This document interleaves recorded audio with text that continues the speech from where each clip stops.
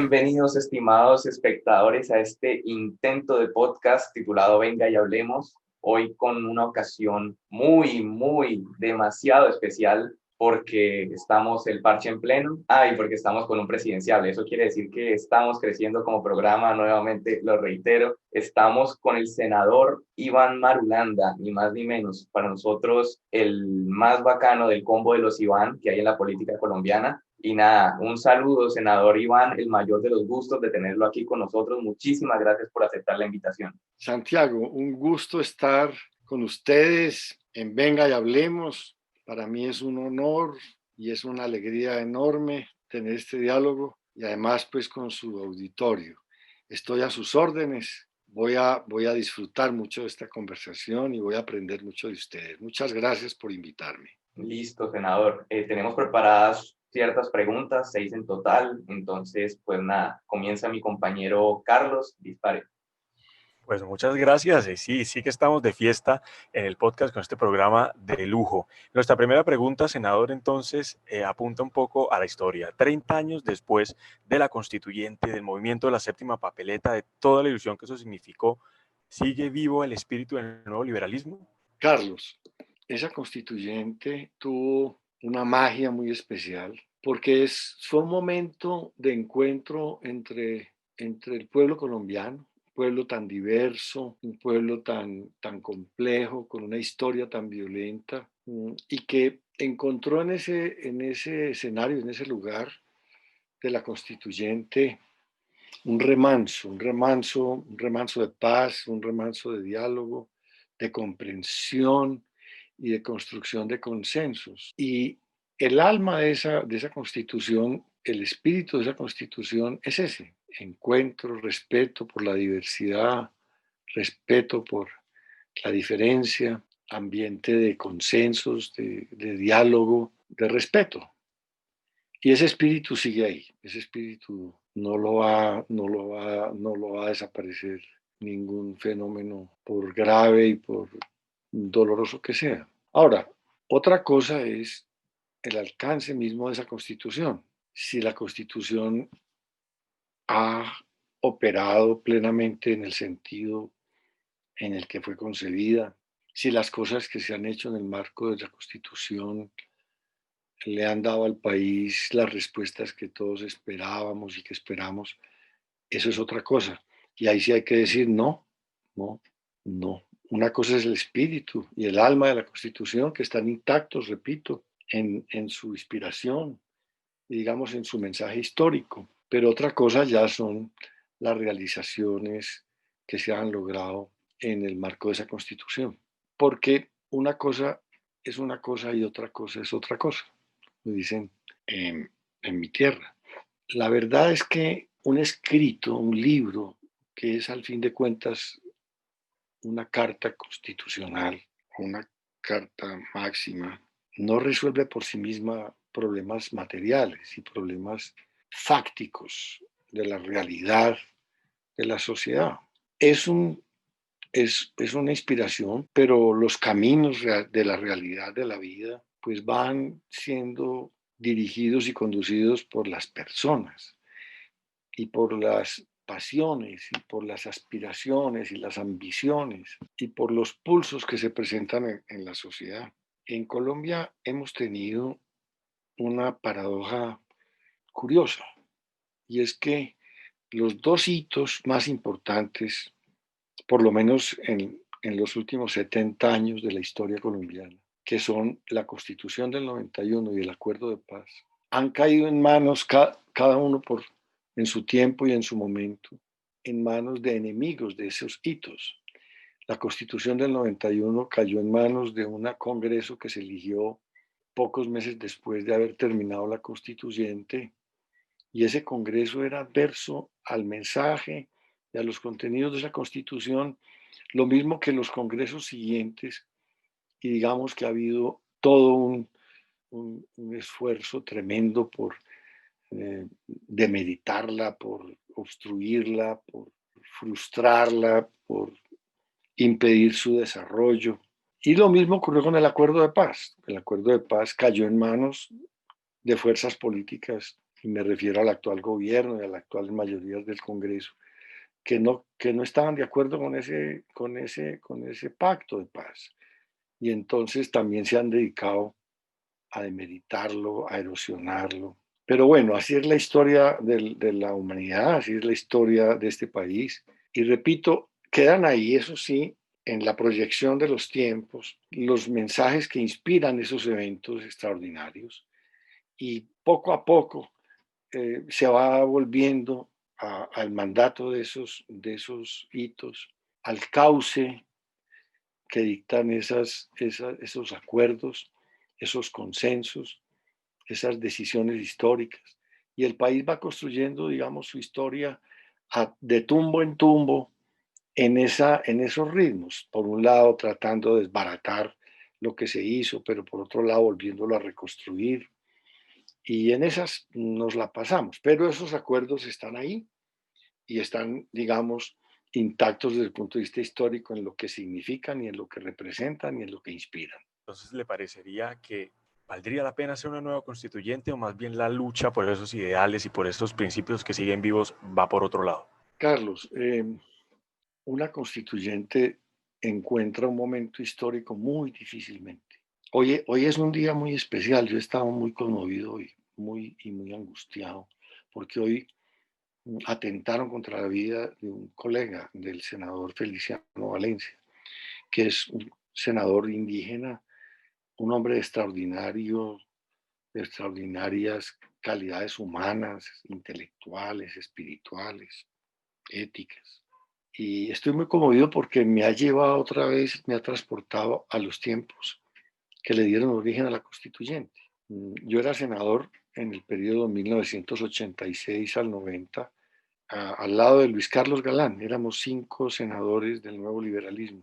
Y nosotros habíamos impulsado en el gobierno de ese periodo, que era el gobierno del presidente Barco, de la mano del presidente Barco, juntos, él y nosotros, una gran reforma constitucional, porque teníamos la constitución de 1886, que era una constitución muy antigua, que tenía 100 años, y que por supuesto no alcanzaba esa constitución a entender y a interpretar los acontecimientos contemporáneos.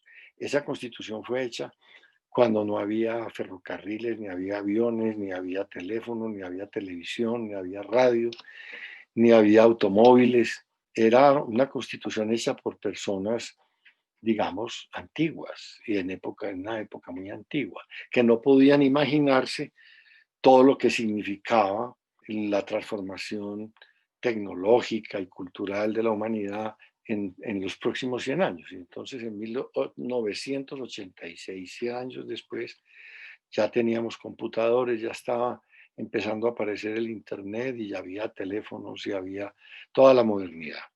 Y entonces esa constitución simplemente era obsoleta, era una constitución estrecha para la realidad que vivíamos. Y entonces el país vivía en una tensión brutal precisamente porque no cabía, la realidad no cabía en el marco de esa legalidad que surgía de la Constitución.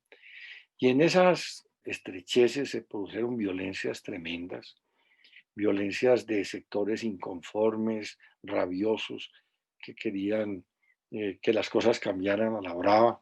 Y nosotros, en acuerdo con el presidente Barco, pusimos en marcha una reforma constitucional precisamente para resolver ese problema, para modernizar la Constitución y modernizar la democracia y las instituciones.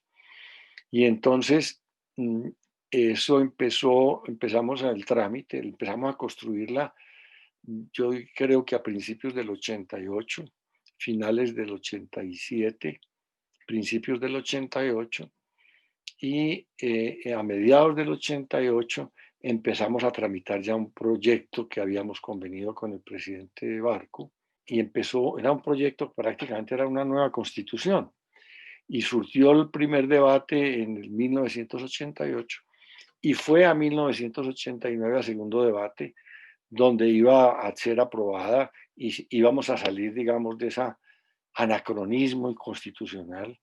Y en esas asesinaron a Luis Carlos Galán, Y eso fue el primer drama que, digamos, puso un interrogante muy potente en el trámite de esa reforma. Y más adelante, poco andar, 2 meses después, en el trámite del proyecto, que de todas maneras lo seguimos, sectores de la criminalidad organizada vinculada a sectores políticos y en confabulación con sectores políticos presentes en el Congreso, trataron de envenenar o envenenaron el proyecto y se hundió. Lo tuvimos que hundir porque así con ese veneno que le pusieron los narcotraficantes y los políticos aliados a ellos, esa constitución quedaba una constitución que no era para nosotros admisible. Y entonces la hundimos por voluntad de las mayorías del Senado.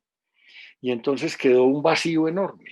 Y en ese tiempo que les estoy relatando, es decir, en esa legislatura del 86 al 90, asesinaron 5 senadores, 5 compañeros nuestros, no solamente a Luis Carlos Galán, sino 4 senadores más. Y les decía que esta mañana sentí un dolor enorme y he estado todo el día muy conmovido con lo que ha pasado, porque estoy viendo que está llegando el país como a una tensión igual. ¿Qué es lo que pasa? Y es que en medio de la discordia, de las tensiones, de las diferencias políticas, los sectores violentos actúan para tratar de, digamos, de derrumbar al enemigo, al contendor, al contradictor. Y en esas condiciones, digamos, el país llegó a un punto, después de Luis Carlos, se hundió la reforma constitucional y después mataron a Bernardo Jaramillo y después mataron a Eduardo Pizarro, a Pizarro León Gómez, el candidato a la presidencia también por el M19, Bernardo Jaramillo, candidato por la Unión Patriótica, y Luis Carlos, candidato por el liberalismo. Y entonces el país, además de hundida la reforma, que era la esperanza de modernizar las instituciones, y asesinados los líderes más prometedores, más jóvenes, el país entró en una depresión, en una frustración, en una tristeza, en un desconsuelo y en una desesperanza. Y fue cuando surgió la idea de la constituyente, en medio de esa situación de derrota de toda la sociedad, de derrota, de derrumbamiento. Ese fue un clima muy especial, digamos, donde estaba, por un lado, la frustración del país, el dolor de todo el mundo de ver este derrumbe y esta desesperanza, pero por otro lado, el brote de la juventud, que dijo, la esperanza es una constituyente. Y la voz de la juventud en la historia siempre tiene mucha importancia. Todos los grandes cambios de la humanidad los ha inspirado y los ha impulsado las juventudes, porque las juventudes son idealistas, son soñadoras, están detrás de la utopía, pero además porque son transparentes, porque nadie puede pensar que detrás de la juventud hay un interés protervo, perverso, una segunda intención, lo que llaman en el lenguaje común una trastienda. No, la juventud es transparente, es espontánea. Y eso llenó de emoción, llenó de inspiración a toda la sociedad colombiana y dijo, todo el mundo sintió, es un momento de encontrarnos, de abrazarnos, hagamos esa asamblea que piden los jóvenes y en ese ambiente se hizo la asamblea constituyente. Eso es irrepetible. Por lo pronto, hoy lo que tenemos es un ambiente de pugnacidad, de pelea. Si hoy se convocara una asamblea constituyente, allá habría violencia, porque estamos en una situación de polos irreconciliables, que se odian, que se insultan y que empiezan a amenazarse en sus vidas y a matarse. Y entonces una constituyente en esas condiciones no es posible.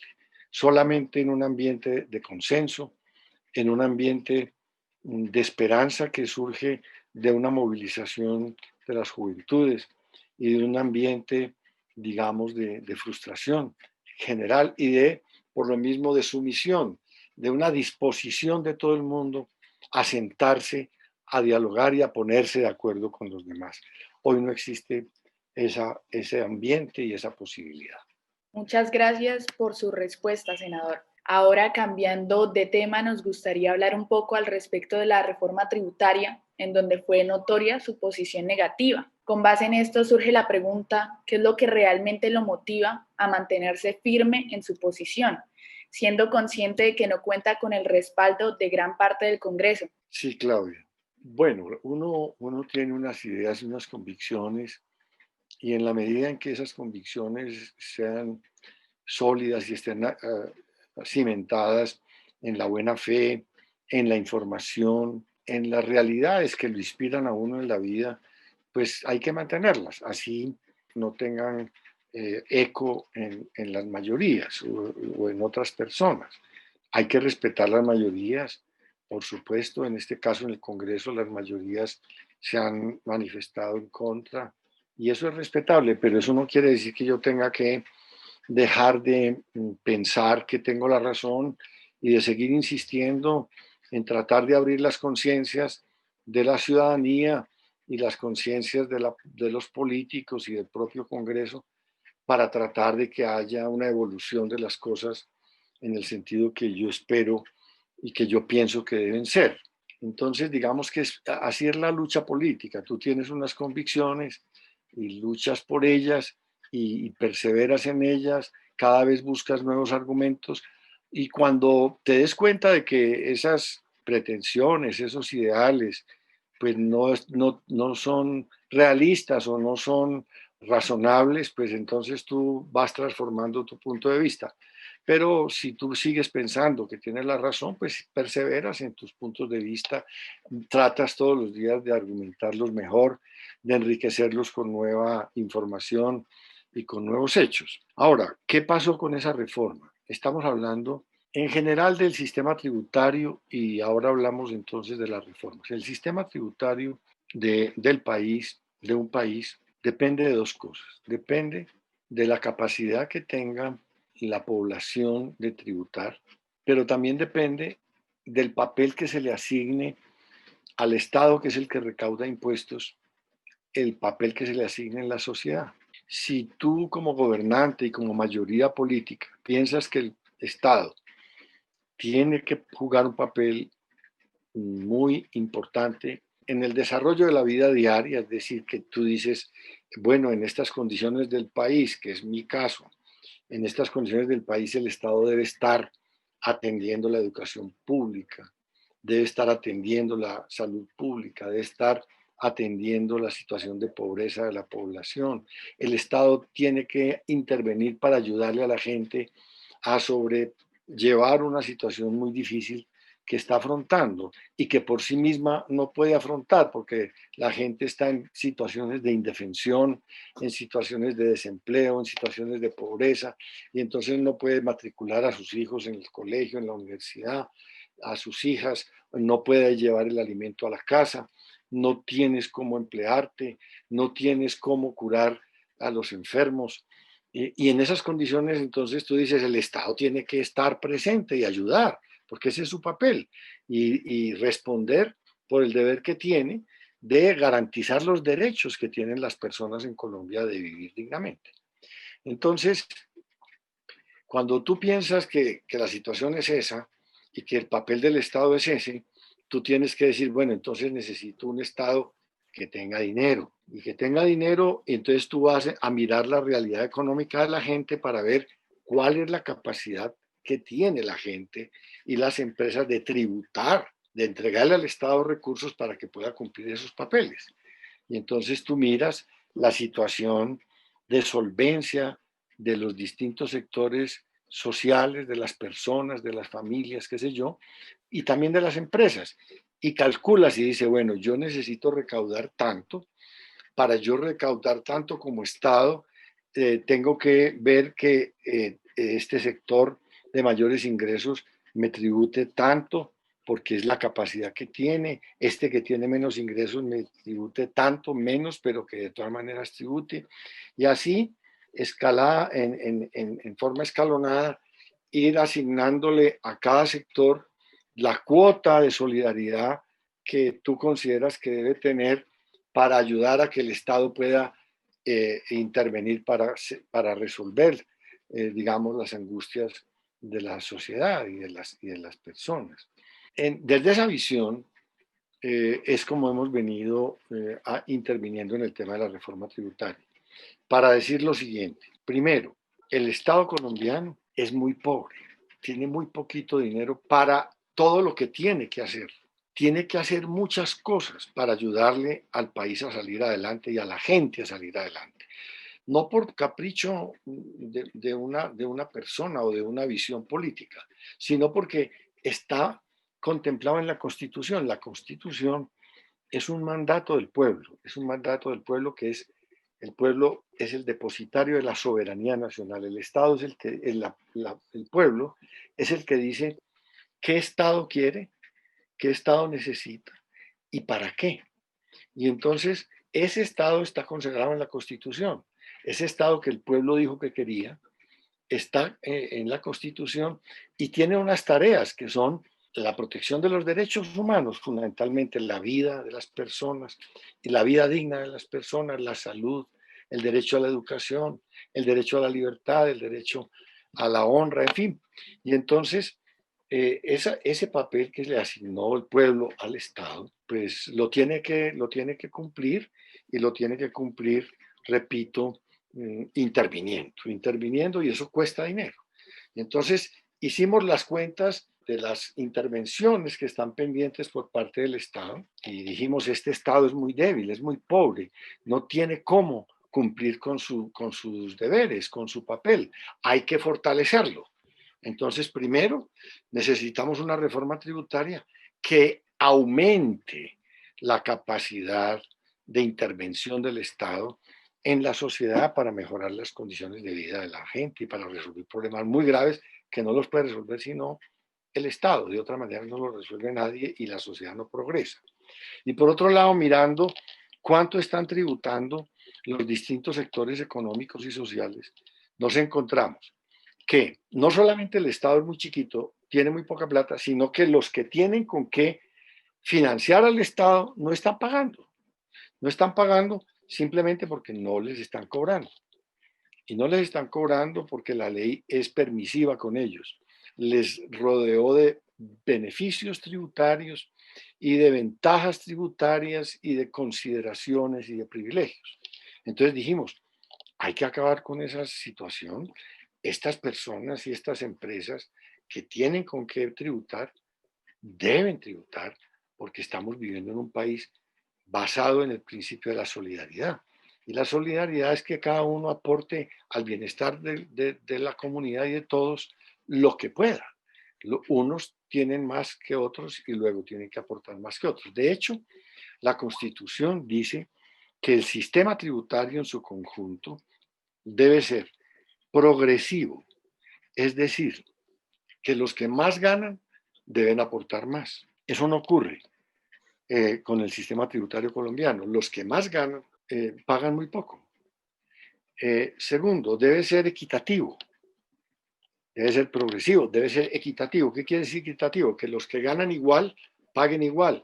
No, aquí los que ganan mucho pagan igual a los que ganan poco. No es equitativo, no es progresivo para que los que más ganan paguen más, ni es equitativo. Los que ganan igual no pagan igual. Hay unos iguales que pagan más que otros.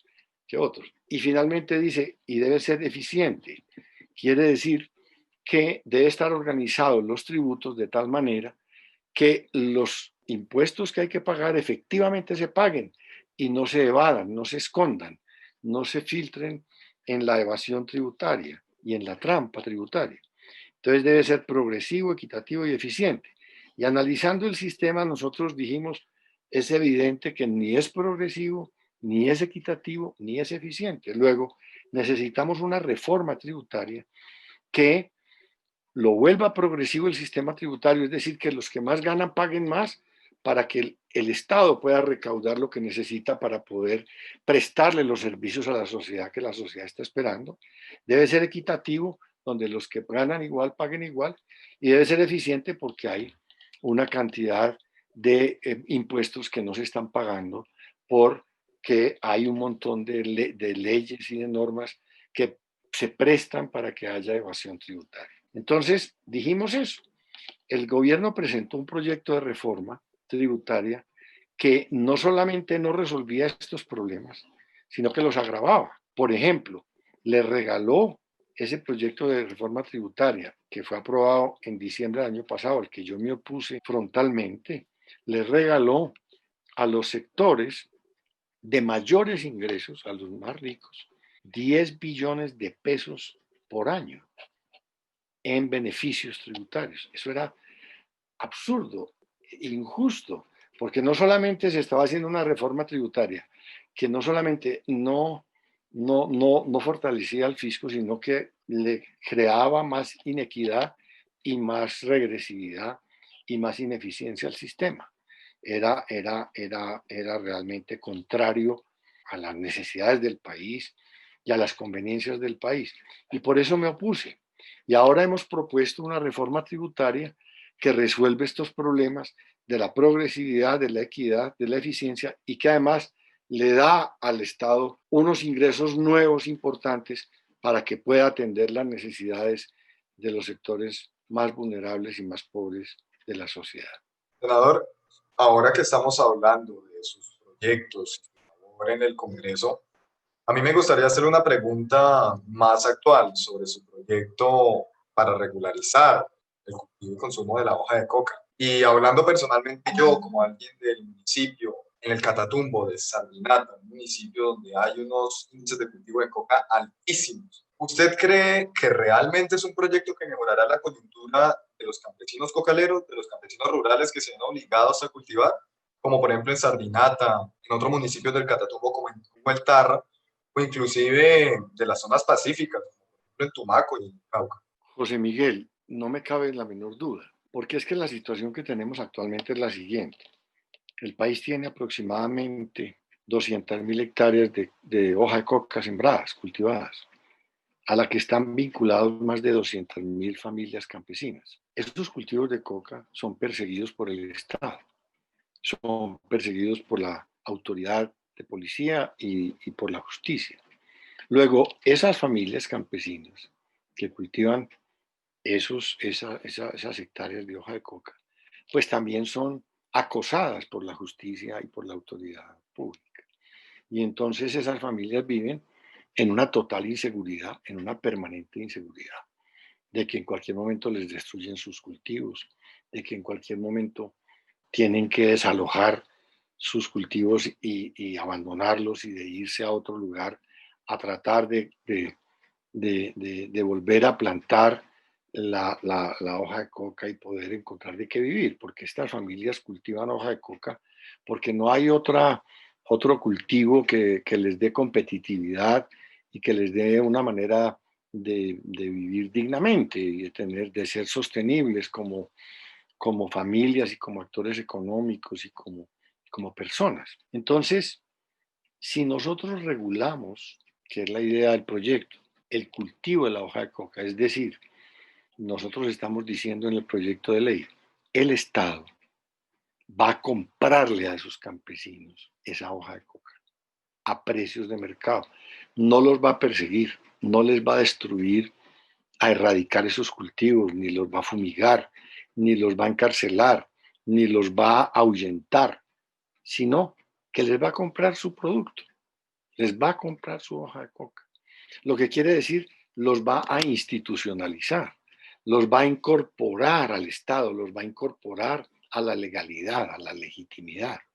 Y les va a permitir entonces asentarse como familias campesinas y desarrollarse como familia, tanto como productores como también como personas de pleno derecho. Es decir, en esas áreas ya el Estado va a tener que llevar electrificación y salud pública y educación pública y vías terciarias y va a tener que llevar servicios de asistencia técnica, servicios de crédito para el desarrollo de sus actividades económicas, en fin.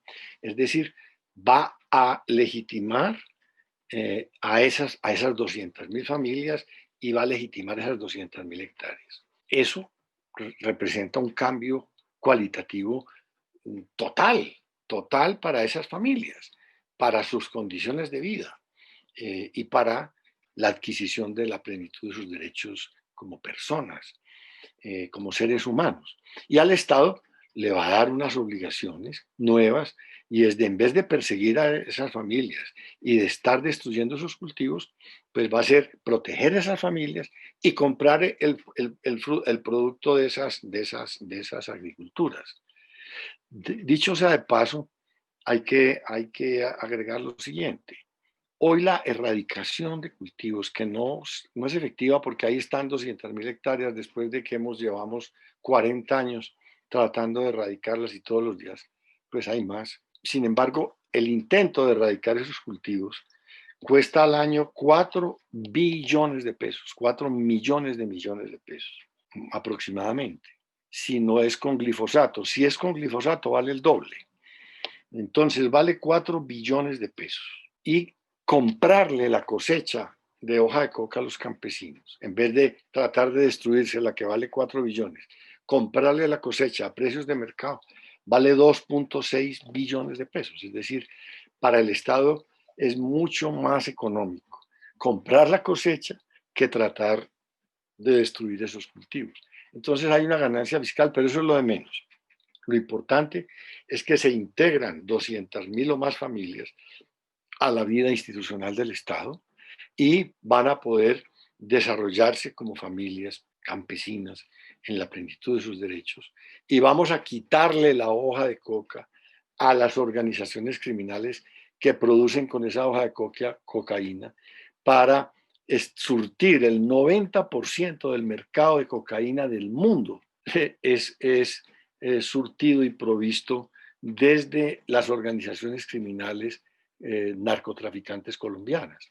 Al quitarles la materia prima, porque el Estado compra toda esa cosecha de hoja de coca, esas organizaciones criminales quedan sin materia prima para poder abastecer esos mercados internacionales y para poder mantener ese negocio, que es el negocio que ha estado destruyendo vidas y destruyendo instituciones y corrompiendo a la sociedad colombiana.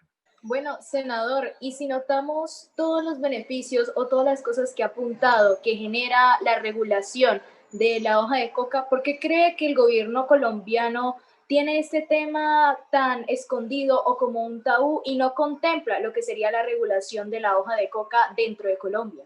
Bueno, el origen de esta legislación que criminalizó estos productos, estas sustancias psicoactivas, que no solamente es la cocaína, sino la marihuana y otro tipo de productos.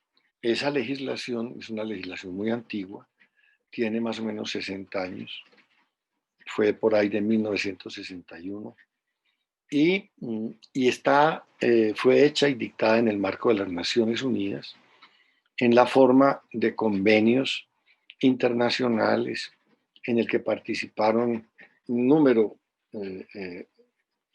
enorme de países del planeta. Entonces fue un acuerdo que se hizo desde hace 60 años y que ha venido evolucionando, inclusive endureciendo esas normas de carácter internacional. Entonces, Colombia siempre se sintió y se ha sentido obligada a cumplir unos convenios internacionales, repito, suscritos en el marco de las Naciones Unidas y que fueron suscritos por Colombia como por el resto de países de la comunidad internacional. Ahora, en este momento, ¿cuál es la realidad? Siempre, digamos, se pensó a lo largo de estos 60 años y en efecto fue así como ocurrían las cosas. Un país que no se acogiera a esos tratados, pues era discriminado, era tratado como un país paria.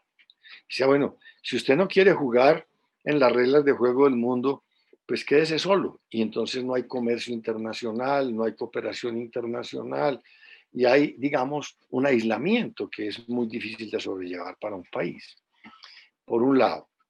Por otro lado, lo que ocurrió, pues siempre ha sido, digamos, una lealtad también, no solamente el temor a quedar aislado, sino una lealtad de Colombia y del mundo entero a esos acuerdos internacionales. La verdad es que durante esos 60 años hubo una total digamos, lealtad con esos acuerdos y con esos convenios internacionales. ¿En cuál situación estamos en este momento? En una situación muy distinta. ¿En qué consiste esa situación distinta? Primero, que después de 60 años, el problema no solamente no se ha acabado, no se ha resuelto, sino que se ha agrandado. Y el daño acumulado a lo largo de 60 años es brutal. El daño para Colombia ha sido brutal en vidas humanas, en corrupción, en destrucción de las instituciones, en desmoralización de los colombianos, en desmoralización de la sociedad civil, la cantidad de gente no solamente asesinada, la cantidad de gente importante y valiosa que ha caído en el marco de esta lucha contra el narcotráfico, inspirada en esa legislación internacional. Han caído jueces, magistrados, policías, soldados, campesinos, indígenas, maestros, periodistas, políticos, mis compañeros, dos compañeros históricos míos, Rodrigo Lara Bonilla y Luis Carlos Galán, fueron asesinados en la lucha contra el narcotráfico y en la penetración del narcotráfico en la política. Y así, una destrucción brutal.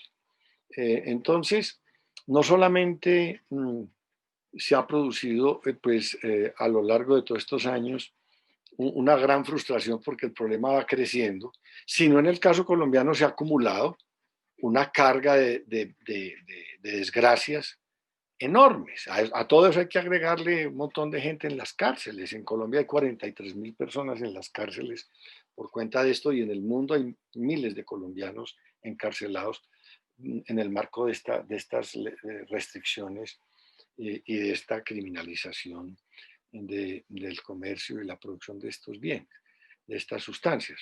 Entonces, digamos, la acumulación de frustraciones, de fracasos, ha pesado sobre esto, y hay que hacer ahí un comentario. De hecho, en la realización de sus convenios internacionales, Colombia ha asistido como un igual con relación a las demás naciones, cuando no son iguales.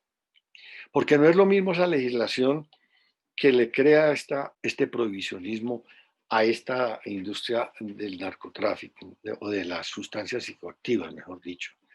No es lo mismo, esa legislación no significa lo mismo para un país como Colombia, que es productor, produce el 90% de la cocaína, que para un país que es consumidor. Es decir, esa legislación afecta a Colombia de una manera mucho más potente y de una manera diferente a lo que le afecta a un país que no es productor, sino que tiene unos consumidores de cocaína. No hay, digamos, una equidad en la repartición de las consecuencias que tiene esa legislación para unos y otros. En el caso colombiano hemos recibido la carga de una legislación que no ha recibido sino Colombia. Los demás han sido países que se han sentado en esas mesas a hacer esas leyes y esos convenios en su calidad de unos consumidores que hay en sus países. En Colombia es ni más ni menos que con la carga enorme de tener organizaciones criminales muy poderosas que explotan ese negocio, que viven de ese negocio y que están destruyendo este país en el marco de esa legislación. Eso por un lado. Hay una realidad distinta entonces, en el sentido de que se ha acumulado una cantidad de frustración y una evidencia de que Colombia no está siendo tratada de igual a igual en el marco de esa legislación internacional, sino que de una manera injusta está recibiendo la carga de una legislación dentro de la cual Colombia es el único realmente productor que tiene estas organizaciones en su territorio armadas y produciendo toda esta desgracia. Por otro lado, hay otra realidad nueva, no solamente esa, de ver esa evidencia de 60 años de fracaso en esa política, sino otra evidencia, y es que empezaron unos países por su propia cuenta, sin pedirle permiso a nadie, digamos, a actuar y a legislar en casos diferentes, pero dentro del mismo tema, a legislar por su propia cuenta en contravía de esa legislación internacional. Estoy hablando concretamente del caso de la marihuana. La marihuana fue legalizada, la producción, la distribución y el consumo en Portugal hace más de 10 años, en Uruguay, en Canadá y en más de 15 estados de los Estados Unidos, sin pedirle permiso a nadie. Ellos simplemente hicieron sus propias leyes en contra del marco que estamos hablando de esta legislación internacional, pensando en su propia conveniencia, en cómo resolver unos problemas que les estaba planteando ese producto en particular en sus comunidades. Entonces Colombia a este punto tiene que decir, bueno, por un lado ya nos ha costado demasiado esto, tenemos que pensar en nosotros, en nuestra soberanía, en nuestra responsabilidad con el pueblo colombiano, con nuestras instituciones, con nuestra historia, pero además, pues nosotros no podemos ser distintos a estos otros países que están haciendo sus propias legislaciones para resolver sus problemas con la marihuana, que es una sustancia psicoactiva igual a esta, y nosotros seguir aquí cruzados de brazos sin actuar cuando nosotros estamos padeciendo una tragedia por cuenta de este problema. Entonces, ahí hay una realidad distinta. Y por eso hay que decir, bueno, Colombia, si bien de alguna forma se justificaba que obrara en consecuencia de esos acuerdos y de esos convenios internacionales, pues en este momento también es explicable que esté pensando ya en sus propios intereses, en su propia realidad, sobre todo en el marco internacional de países que ya están actuando por su propia cuenta en casos parecidos. Tal cual, senador, hay mucho, mucho que hablar de ese tema. Ahí hemos visto sus entrevistas, pero nosotros quisiéramos cambiar un poco ese otro rumbo, preguntándole también por la alcaldía de Cúcuta, que al igual que muchas otras alcaldías a lo largo del país, se tomaron pues el Partido Verde y pues nosotros tenemos a Jairo Yáñez actualmente de este partido. Entonces, como usted, como las figuras más representativas, ¿cómo calificaría lo que lleva la administración municipal del 1 al 10? Tomás, bueno, mira, la verdad nosotros en el Partido Verde recibimos con alborozo la elección del doctor Yáñez, porque además fue una elección, digamos, muy original, muy espontánea, de una persona limpia, de una persona de buena fe que quiso prestarle el servicio a su ciudad y que simplemente le dijo a la ciudadanía, aquí estoy, esto está muy mal, aquí hay una enorme corrupción, aquí hay un enorme atraso, esta es una ciudad muy importante, merecemos un destino distinto y yo estoy a la orden. Y la gente le creyó, le pareció inspirador ese mensaje y votó por él. Contra toda, digamos, lógica política, porque es muy raro que ocurran esas cosas en la política. En la política, fundamentalmente, digamos, lo que se impone son los poderes de las maquinarias y el poder del dinero, el poder del sometimiento bajo el cual se tenga a la población electora, bien sea por la compra de votos, bien sea por los favores, bien sea por la intimidación, qué sé yo, que de todo eso había en Cúcuta, ¿no? De todo, intimidación, dinero, maquinarias políticas, corrupción, trampa, todo eso estaba en contra en contra y confabulaba en contra de una persona como el doctor Jairo Yáñez.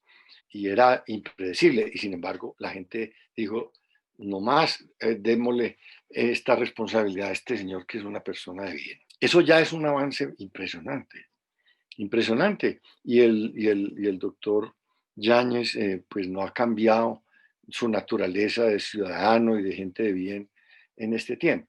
Ahora, hay que tener en cuenta que encontró unas condiciones excepcionalmente adversas y difíciles. La primera, y es que fue un consejo municipal que no estaba en sintonía con él, que pertenecía a la vieja lógica de la corrupción y digamos, de las clientelas políticas. Y los consejos municipales tienen una enorme importancia en el curso de una administración. Los consejos municipales son unas juntas directivas, es la junta directiva del municipio, digámoslo así. Es un organismo administrativo, no es un organismo legislativo como se cree comúnmente. El único organismo legislativo que tiene la nación es el Congreso. No, el Consejo es un organismo administrativo, lo que pasa es que es plural y es concebido para que trabaje en coordinación con el alcalde, con la alcaldía. Y ese consejo quedó en manos en su mayoría de personas que no querían que este señor Yáñez tuviera pues éxito y que sea una persona que pueda hacer todo lo que se propuso hacer y le propuso a la ciudadanía para transformar esa ciudad. Entonces haya tenido un freno tremendo que ha ido capoteando, pero que le ha obstruido su acción administrativa tremendamente. Y eso hay que entenderlo, y hay que entenderlo en beneficio, digamos, de que hay que ser justos en que este señor no ha podido hacer todo lo que ha querido precisamente porque no tiene el poder suficiente para hacerlo, porque no es un dictador, no está en un régimen totalitario, está en un régimen democrático, plural, en donde tiene que compartir las decisiones con el Consejo Municipal. Por un lado eso, y por otro lado, pues le llegó ni más ni menos que esa situación de Venezuela tan terrible que le puso a Cúcuta una carga descomunal.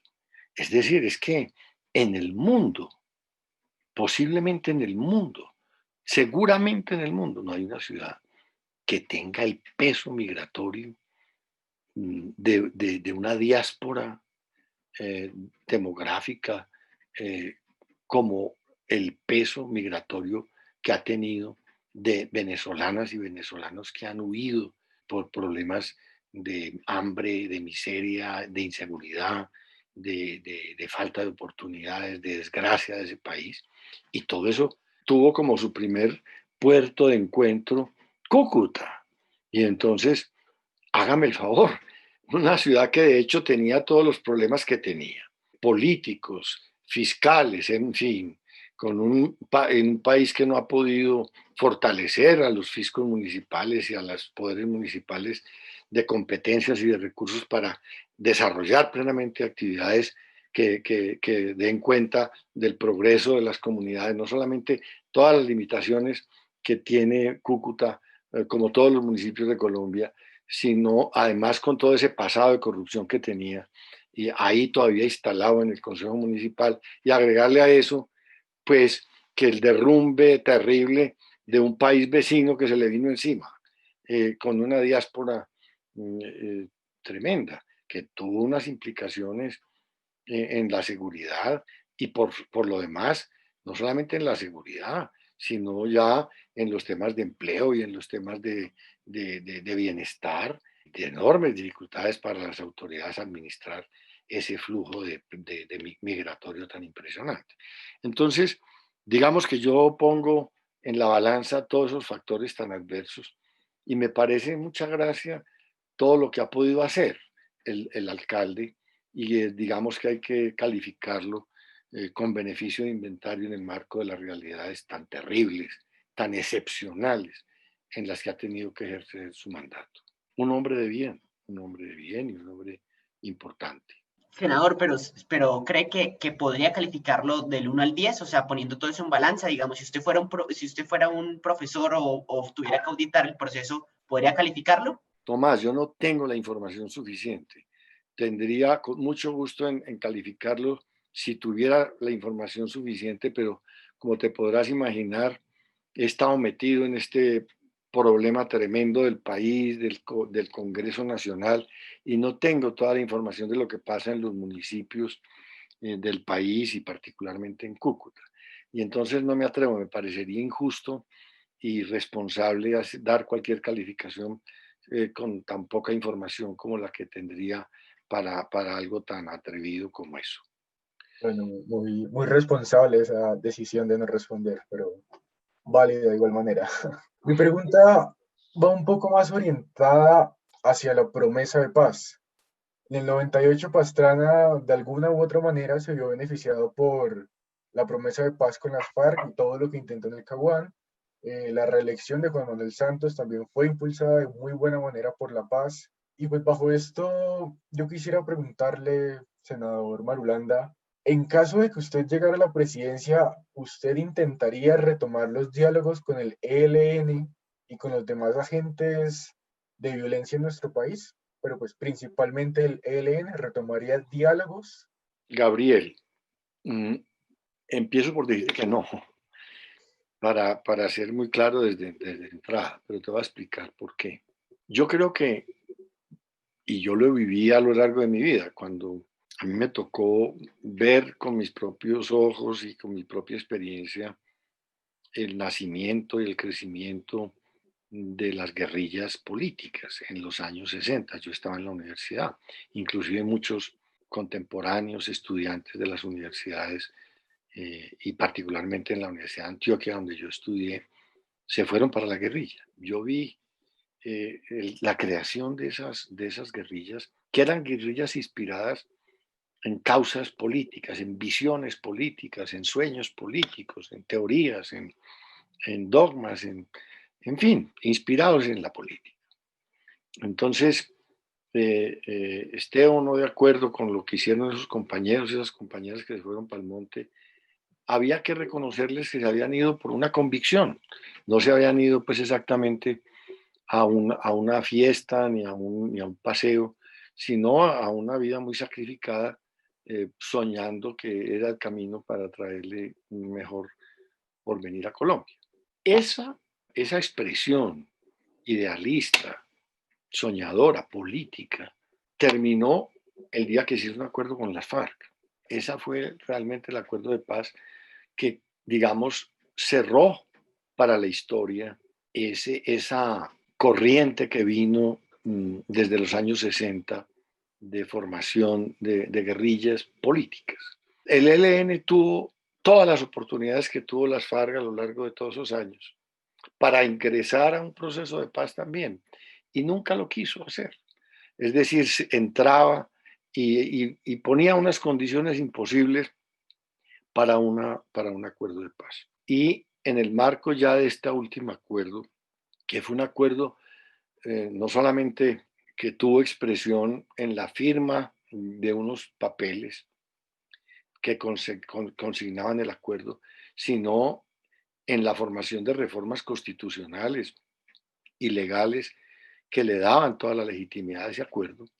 Ahí se cerró el camino de la negociación política. Lo que quedó ahí armado en el territorio colombiano, a mi manera de ver, son organizaciones criminales que no están buscando un cambio y una transformación política de esta sociedad, ni un mejor estar de los colombianos, sino que están explotando negocios desde su condición de actores armados, dominando territorios y manejando negocios enormes que se generan en esos territorios y que les producen un lucro y la posibilidad de mantener, digamos, el ejercicio de su levantamiento armado y de su poder armado en esos territorios. Y estamos hablando de explotaciones de oro, ilegales, explotaciones de cocaína y de narcotráfico y de la extorsión y el secuestro y todo tipo de fechorías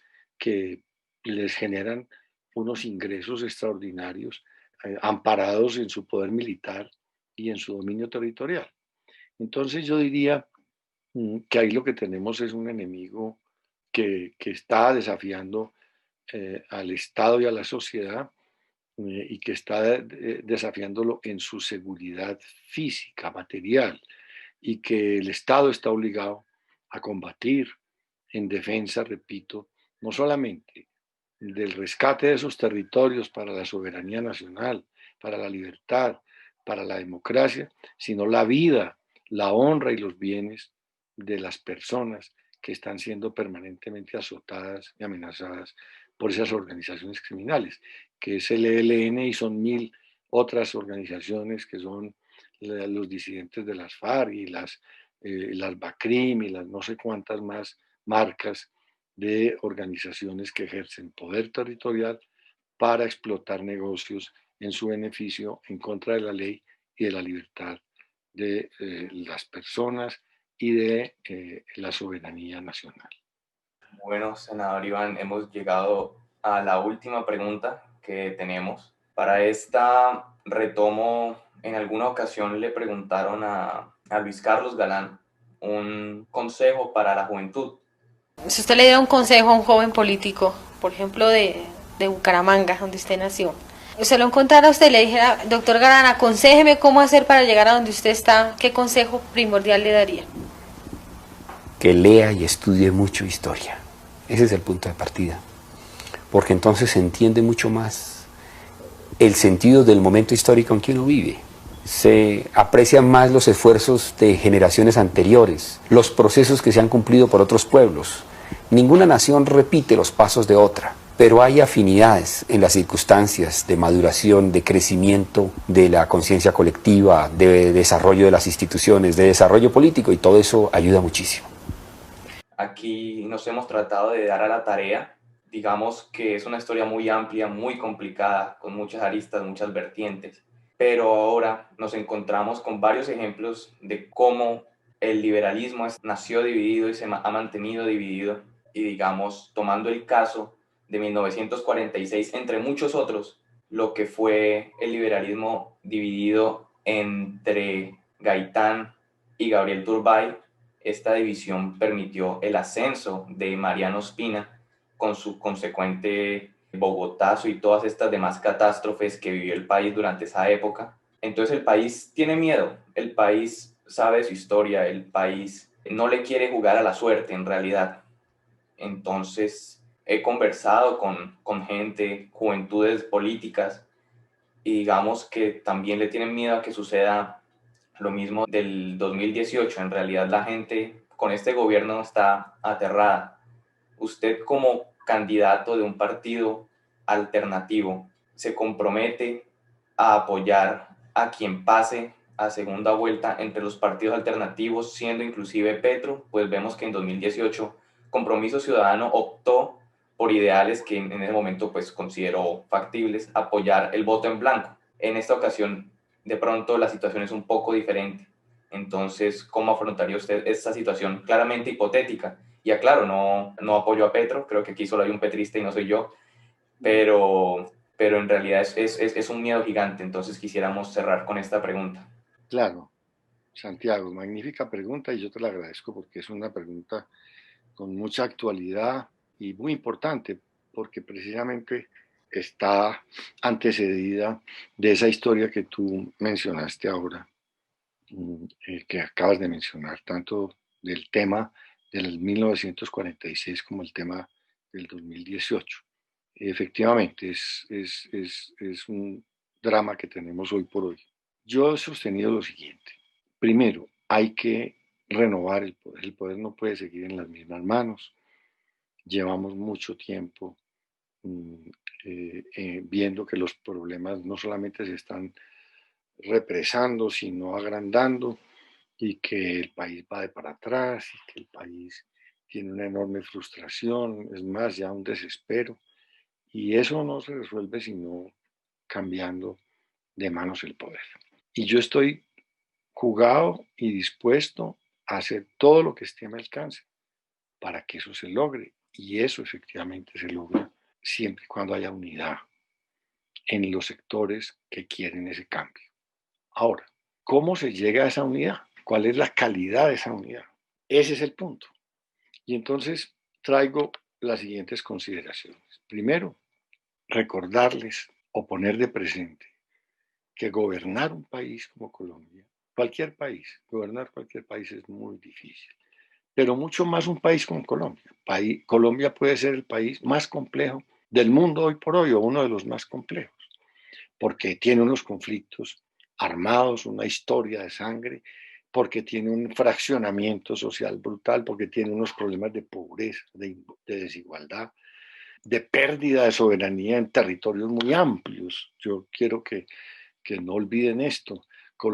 El Estado colombiano no ejerce soberanía sobre el Pacífico, ni sobre la Amazonia, ni sobre la Orinoquia, ni sobre el Catatumbo, ni sobre el Bajo Cauca, ni sobre el Nudo de Paramillo, ni parte del Urabá, ni los Montes de María. Eso está en manos de organizaciones criminales. Ese es un elemento brutal, digamos, que nos dice, estamos viviendo un momento muy, muy alarmante, muy difícil. Entonces, no solamente eso, sino, repito, las condiciones de pobreza enorme. Nosotros hemos calculado que en Colombia hay 9 millones de hogares, es decir, más de 30 millones de compatriotas en condiciones de pobreza, con problemas para alimentarse y para vivir dignamente. hemos perdido más de 5 millones de empleos en un año, 5.4 millones. Tenemos un desempleo exorbitante. Tenemos una quiebra empresarial masiva también impresionante. La CEPAL estima que se han quebrado más de 140.000 empresas en Colombia. Es decir, este es un momento muy difícil. Y entonces esos jóvenes, Santiago y las compañeras y los compañeros, eso nos dice una cosa: se necesita un gobierno muy calificado, muy calificado. Y esa calificación no la da simplemente la victoria electoral, no la da solamente las emociones, sino que la da unos programas y unos equipos de personas preparadas que estén comprometidos con esos programas y que estén ahí en la contienda política ofreciéndole al país una alternativa de poder. Hoy no tenemos eso. Hoy tenemos sectores que quieren el cambio, pero totalmente dispersos. Y hay uno de ellos que está más hacia la extrema izquierda, que tiene una beligerancia tremenda. Y entonces ahí viene otro requisito para el cambio. Y es que sea un cambio que no le dé miedo a la gente.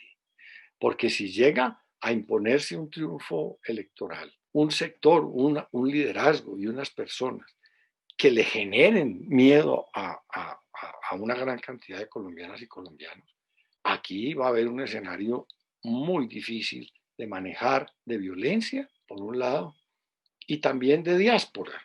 La gente se va. Cuando la gente tiene miedo, se va y se va con sus capitales. Y los que se van primero son los que tienen más riqueza y más capacidad de ayudar al progreso del país. Entonces, hay que tener cuidado de que lo que llegue no produzca espanto.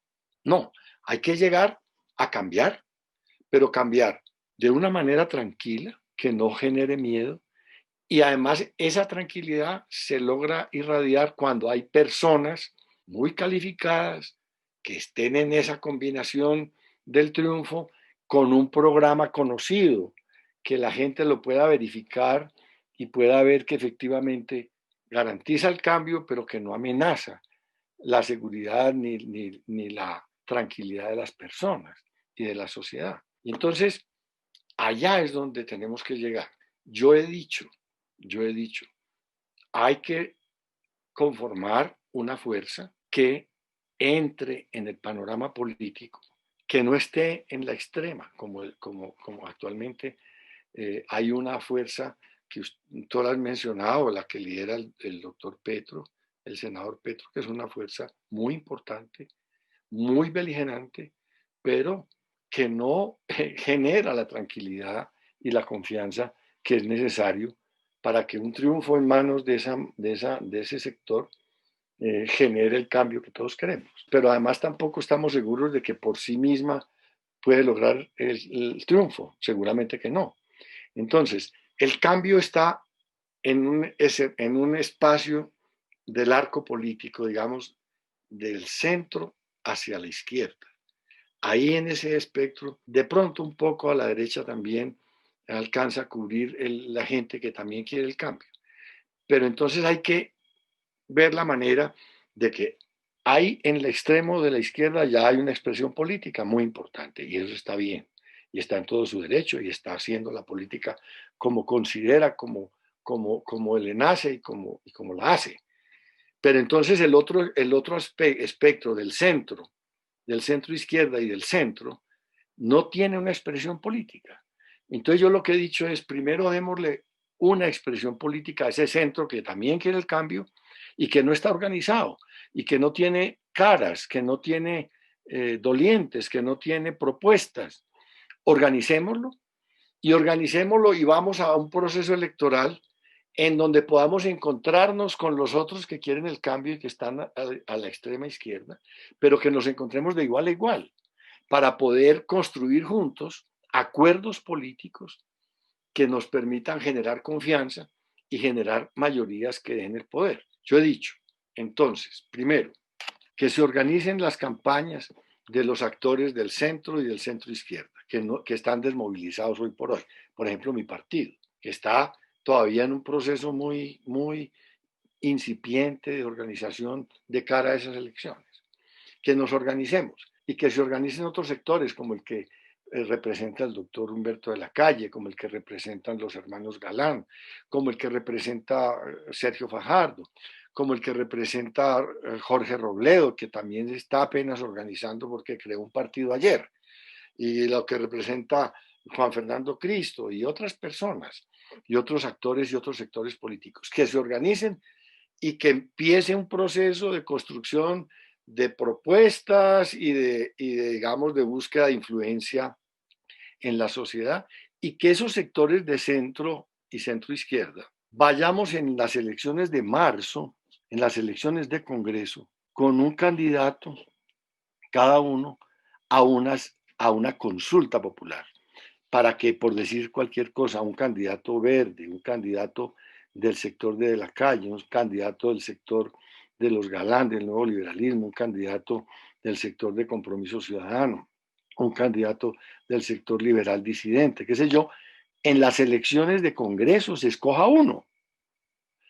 Y que entonces vayamos a la primera vuelta presidencial, Petro, por un lado, que representa ese sector de cambio de la extrema izquierda, uno del centro, que fue escogido en las elecciones de Congreso en marzo, uno, y por supuesto los demás del sector del gobierno y del sector continuista, pero que vaya uno de la extrema izquierda y uno del centro izquierda, y que el que pase a segunda vuelta pase con un programa convenido y pase con el respaldo de todos, y que todos votemos por el que pase, no sé si es el uno o es el otro, pero el que pase, todos lo apoyemos, pero con un programa y en un proceso así como este, para que nos garantice sindéresis, nos garantice racionalidad, responsabilidad, tranquilidad, programas claros, liderazgos claros, y podamos llegar entonces con acuerdos políticos que le garanticen a Colombia que va a haber un gobierno de cambio, pero un gobierno serio, solvente, que genere confianza y que genere tranquilidad, y con unos actores lo suficientemente importantes y solventes intelectualmente y preparados desde lo público para gobernar el país más difícil del mundo.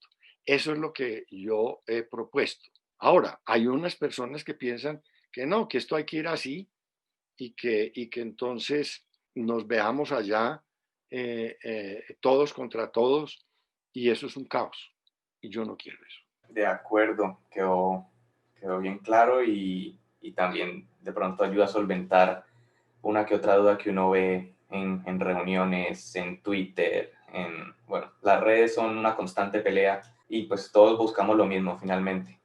Antes de concluir esto, quisiera de pronto retomar eso que le comenté del mensaje de Galán a los jóvenes. Quisiera escuchar usted qué le recomienda a esta juventud con aires de cambio. ¿Cuál es su mensaje para ellos? Bueno, yo quería mucho a Luis Carlos Galán, éramos compañeros, teníamos prácticamente la misma edad, él era un poquito mayor que yo, 2 años mayor que yo.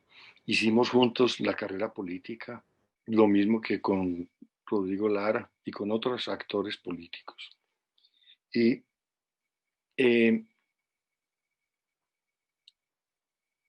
también observé esa lección, no solamente, digamos, de su vida y de su convicción política, sino también que eso no es solamente de él, sino de la cultura santanderiana. Ustedes allá en Santander, los amigos santanderistas, los santanderianos, tienen mucha historia.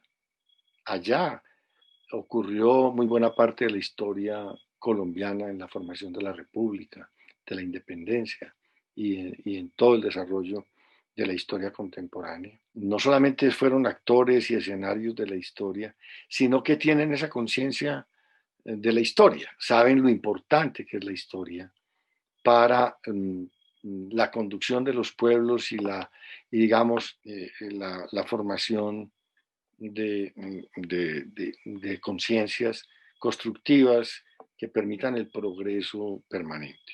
Entonces, digamos, retomo ese consejo de Luis Carlos, no lo olviden nunca. Ese es un consejo muy importante. Aprendan de la historia, interésense por la historia con curiosidad, digámoslo así, con alegría, para ver qué fue de dónde venimos y qué es lo que ha pasado detrás y por qué estamos donde estamos, para saber cómo se hacen las cosas en el futuro y no hay que repetir fracasos del pasado, pero además para conocernos nosotros mismos. Esa es una lección muy importante. Yo agregaría esta, jóvenes, la vida humana y la vida de los pueblos siempre es muy dura, cualquiera sean las condiciones en que se encuentren. Es muy dura, la historia de la humanidad es una tragedia tremenda. Sin embargo, no lo vean con esos ojos trágicos. Aprendan de la tragedia, sí, pero véanla con ojos positivos. Siempre piensen que ustedes son la esperanza, que ustedes son la luz que puede transformar esa historia y que ustedes, desde su optimismo, desde su altruismo, desde su utopía, desde sus sueños, ustedes son los que pueden transformar esa realidad. Y entonces enfrenten el futuro con alegría, con confianza en ustedes mismos, sabiendo que tienen en sus manos, en su inteligencia, en su energía, en sus capacidades, en sus convicciones, en su amor por su gente y por su país, tienen las llaves para un mejor porvenir. Vean ese futuro con optimismo y con mucha seguridad de que ustedes son el factor que puede darle a la historia un vuelco y un cambio esperanzador. El futuro en manos de ustedes es un futuro alegre y es un futuro de esperanza. Muchas gracias por esta invitación y mucho ánimo y mucha alegría. Y bueno, y sigan pensando en Colombia y trabajando por Colombia, que es de la única manera que sacamos este país adelante y que ustedes pueden tener en Colombia el escenario para ser felices y para poder realizarse en la vida plenamente, como se lo merecen y como todos queremos que ocurra. Muchas gracias. Bueno, gracias a usted, Iván. La verdad, estoy sin palabras, estoy sentido, pero creo que no hay mejor manera de concluir este espacio. Y nada, creo que la invitación está a nosotros los jóvenes, quienes están viendo esto, apropiense de lo suyo, no dejen que alguien más decida por ustedes, porque es labor de nosotros sacar todo esto adelante. Sé que hay miedo, las cosas que pasan cada día nos desalientan, mueren líderes de 16 años y es muy complicado ver la otra perspectiva, pero hay esperanza si nosotros nos organizamos. Entonces, la invitación está... y nada, síganos en nuestras redes y hasta la próxima. Y bueno, finish. Adiós, adiós.